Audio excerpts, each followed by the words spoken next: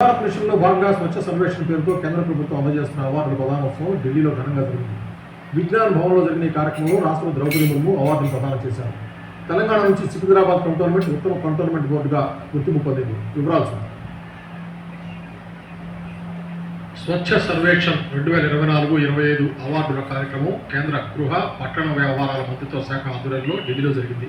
ఈ కార్యక్రమంలో రాష్ట్రపతి ద్రౌపది ముర్ము 43 జాతీయ అవార్డులు ప్రదానం చేశారు. అయితే ఇందులో సికింద్రాబాద్ కంటోన్మెంట్ ఉత్తమ కంటోన్మెంట్ బోర్డుగా అవార్డు గెలిచింది. పరిశుభ్రత వ్యర్థాల నిర్వహణలో ఈ ప్రాంతం చేసిన కృషికి గుర్తింపుగా ఈ అవార్డు దక్కించుకుంది.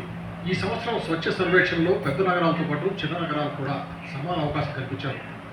మొదటిసారిగా 10 అంశాలను ప్రాతిపదికగా తీసుకుని 23 నగరాలను సూపర్ స్వచ్ఛ లీగ్ నగరాలుగా గుర్తించారు. అహ్మదాబాద్, భోపాల్, లక్నో ఉత్తమ స్వచ్ఛ షహర్లుగా నిలిచాయి. ప్రయాగ్రాజ్ ఉత్తమ గంగాటంగా, విశాఖపట్నం, జబల్పూర్, గోరఖ్పూర్ సఫాయి మిత్ర సురక్షిత షహర్లుగా అవార్డులు తెచ్చుకున్నాయి. మహాకుంభమేళా కార్యక్రమంలో వ్యర్థాల నిర్వహణకు ఉత్తరప్రదేశ్ ప్రభుత్వం తీసుకున్న చర్యలకు ప్రయాగ్రాజ్ మున్సిపల్ కార్పొరేషన్కు అవార్డు దక్కింది. అవార్డును అందజేసిన సందర్భంగా రాష్ట్రపతి ద్రౌపది ముర్ము మాట్లాడుతూ రెడ్యూస్, రీయూస్, రీసైకిల్ విధానాన్ని ప్రోత్సహిస్తున్నందుకు కేంద్ర గృహ పట్టణ వ్యవహారాల మంత్రిత్వ శాఖను ప్రశంసించారు. వ్యర్థాల నుంచి సంపద సృష్టించే ఈ కార్యక్రమం యువతకు ఉపాధి కల్పించడంతో పాటు ఆదాయం సృష్టిస్తోందన్నారు.